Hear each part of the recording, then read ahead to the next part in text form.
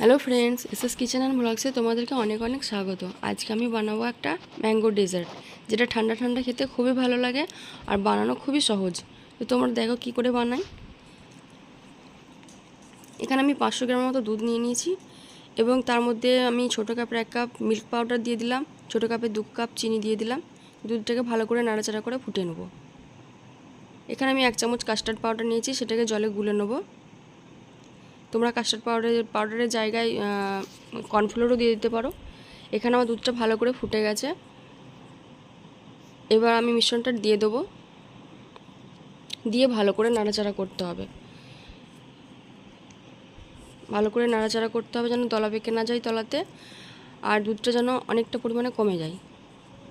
এখানে আমি জল গরম করে নিয়েছি, কিছুটা পরিমাণ সাবুদানা দিয়ে দেবো, দিয়ে ভালো করে সেদ্ধ করে নেব। সাবুদানাটা সেদ্ধ হতে একটু টাইম লাগে, একটু টাইম ধরে সেদ্ধ করতে হবে। এখানে দুধটা আমার ঠান্ডা হয়ে গেছে, আমি ফ্রিজে 1 ঘন্টা রেখে দেবো।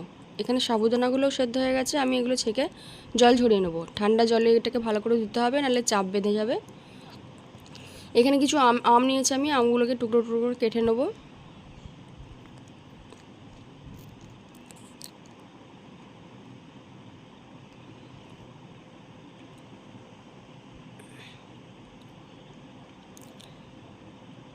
এখানে আমগুলো আমাদের কাটা হয়ে গেছে, আমগুলোকে দুটো ভাগ করে নেব। একটা ভাগ আমি মিক্সারে গ্রাইন্ড করে নেব। এখানে কিছু ড্রাই ফ্রুটস নিয়েছি, কিছু কাজু, কিছু কাঠবাদাম আর কিছু পেস্তা, এগুলো কুচি করে নেব।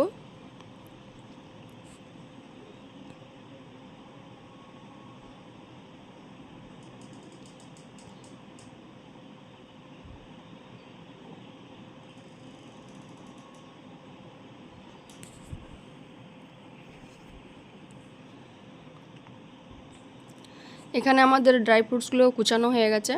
এবার আমি ম্যাঙ্গোগুলো আমি দিয়ে দেবো মিক্সার গ্রাইন্ডে।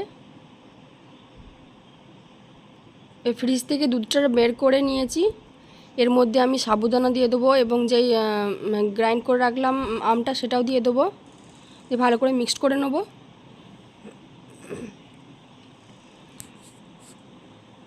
এবং কেটে রাখা আমের স্লাইসগুলোও দিয়ে দেবো।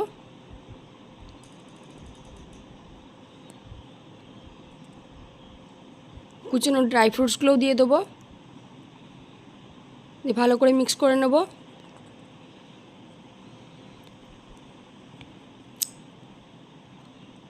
এবার এটাকে ভালো করে ঠান্ডা হওয়ার জন্য 2-3 ঘন্টা আমি ফ্রিজে রেখে দেবো, কারণ এটা ঠান্ডা ঠান্ডা খেতেই খুব ভালো লাগে, গরম ভালো লাগবে না খেতে। দেখলে একটা বানানো কত সহজ আর খেতেও খুবই মজার। তোমরা প্লিজ বাড়িতে ট্রাই করবে। আর যদি তোমাদেরকে ভালো লেগে থাকে প্লিজ চ্যানেলটিকে লাইক, শেয়ার এবং সাবস্ক্রাইব করে দিও। Bye bye.